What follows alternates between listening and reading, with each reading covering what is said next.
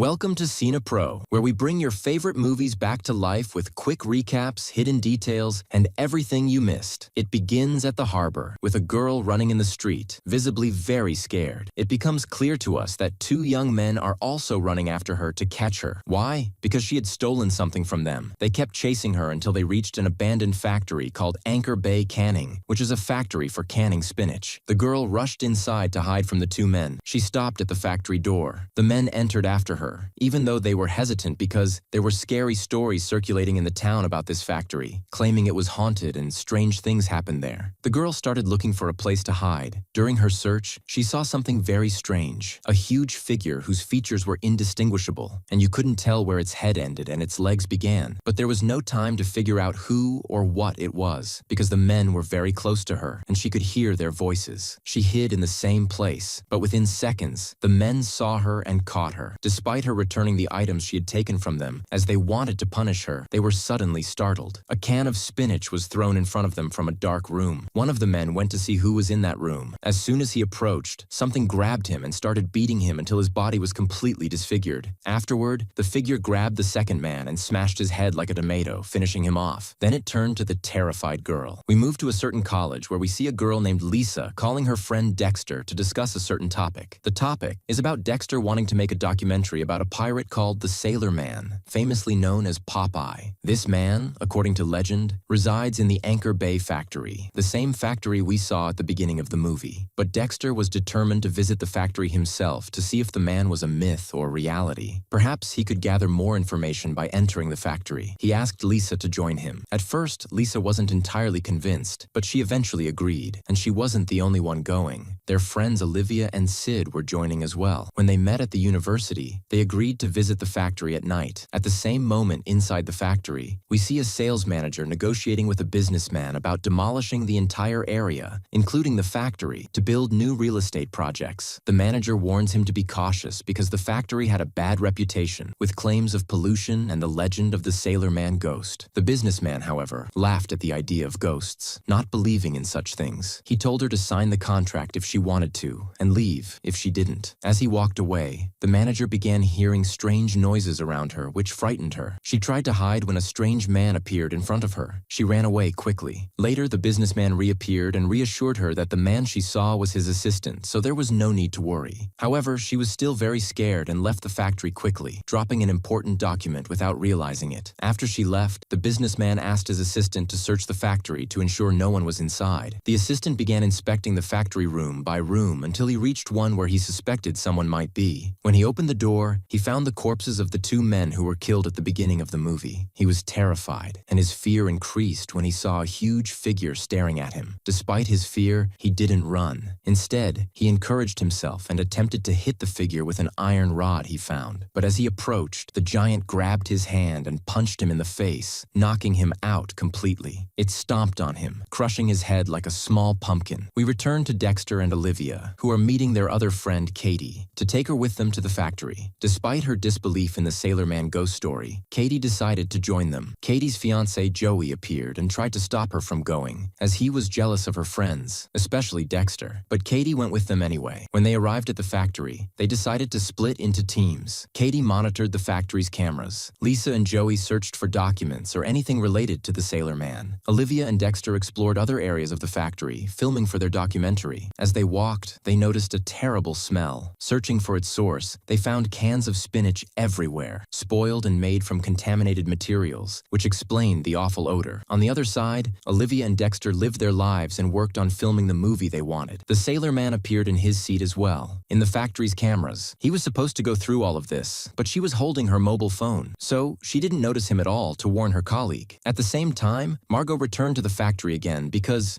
there was an important paper she dropped and didn't notice. She only realized it after a while, or after she came back and found the paper she had lost. Afterward, she heard terrifying sounds everywhere. She grabbed her flashlight and kept looking around to see what was happening. The first thing she saw was a corpse of grass, which terrified her a lot. But what scared her even more was the Sailor Man, Popeye, who she confirmed at that moment wasn't a myth. By the way, he was very angry with her because, due to her, the factory was going to be demolished for the real estate projects she wanted to build. She started running quickly quickly around the place to escape from him until she reached a room in the factory. But unfortunately, as soon as she entered, Popeye grabbed her by her hair. He pinned her against the door by her hair as well. At that moment, he kept pulling her hair violently until he completely ripped it off. This happened while Margaret couldn't move a single step further. Despite the pain, she kept crawling through the place, hoping to escape from him. However, she couldn't, because Popeye picked her up and placed her in the factory's canning machine and turned on the press. When he activated it, the machine kept pressing on her body until it crushed her like dough. Meanwhile, Olivia and Dexter were searching for any document related to the Sailor Man. During their search, they found a locked safe. Olivia managed to open it with a pin. When they opened it, they found a lot of documents. They read all of them and discovered very dangerous information. They learned that the factory was originally shut down because of toxic materials they used in the canned spinach they produced, which harmed many people. These toxic materials caused a type of neurological disorder, and the government covered up the news because the factory's owner, Lex Allister, was a businessman who owned almost half of the city's properties. Later, Dexter and Olivia met with Leith and Lisa again to continue their exploration of the factory. They kept walking until they reached a room with walls full of writings. The writing stated that the Sailor Man's name was Popeye. Another piece of information was that his favorite food is spinach, which we also already know. So, nothing new here. It was also written that as soon as you smell the scent of pipe smoke, you should know that you are moments away from death because Popeye would be very close to you as he always smokes it. So, as soon as you smell the smoke, you better run for your life. Meanwhile, Dexter set up his camera in the specific room they were in, thinking that if Popeye were to appear in that room at some point, they would be able to see him through the camera he had set up. On the other side, Katie's fiancé couldn't leave her with her friends all day in the factory. His friends told him that she probably went in with Dexter. They surely weren't going to look for the Sailor Man's ghost. The Sailor Man isn't a ghost. He's real. Anyone who tries to provoke him inside his factory will be crushed and shredded. Anyway, he decided to go to her and took 2 of his friends with him. As for Katie, Popeye appeared in front of her and surprised her in her spot. He calmly looked at all the factory's surveillance cameras without her being near him. Based on that, Katie started running to escape from the factory after confirming he was real. At that moment, she bumped into her fiancé Joey, who realized that the Sailor Man legend was true and not a myth. He reminded her that she went in with Dexter, even though she tried to convince him otherwise. However, one of his friends grabbed a knife and stabbed him in the chest, but it didn't harm him. Popeye then grabbed him by his head and finished him off. He then grabbed Joey's second friend and crushed him. At that moment, Joey and his friend realized that if they stayed even one more second, they would be killed by him. So, they quickly fled the place, leaving poor Katie alone to face him. Seriously, Joey, be a man. Meanwhile, Katie's friends went to her location, and when they didn't find her, they knew she was in danger. They decided to search for her everywhere, but they didn't know that she wasn't the only one in danger. Joey and his friend were also in danger. Speaking of his friend, it turns out he wasn't just cowardly for running away and leaving her. He also locked the factory door to trap Popeye inside so he could escape. However, as soon as he got into his car, Popeye appeared in front of him. He started chasing him to finish him off. While Joey's friend was running, he stepped on nails that pierced his leg, immobilizing him. Popeye took advantage of the opportunity, grabbed a ship's anchor, and smashed him with it. As for Joey, what gave him some courage was the gun he was holding. When he felt someone walking behind him, he quickly turned around and shot the person behind him. Unfortunately, it turned out he had shot Katie's fiancé. At first, he pretended to care for her and checked on her condition. But when he saw Popeye in front of him, he acted like a coward and ran away, leaving her alone with Popeye. During Popeye's first encounter with her, he didn't harm her. On the other side, Lisa and Leith saw a man's corpse in front of them, confirming that the place was dangerous and they needed to leave. However, when they tried to exit the factory, they found the door locked, realizing they were trapped. To make matters worse, they then saw Popeye in front of them. They started running around the place looking for another exit. During their search, they found a ladder to the roof. With barely 2 seconds to spare, Lisa decided to go back to the same spot she was in and try to jump to the roof herself. She jumped to the same weak spot as in Season 5 and fell in the exact same place. The Steel Soul chose the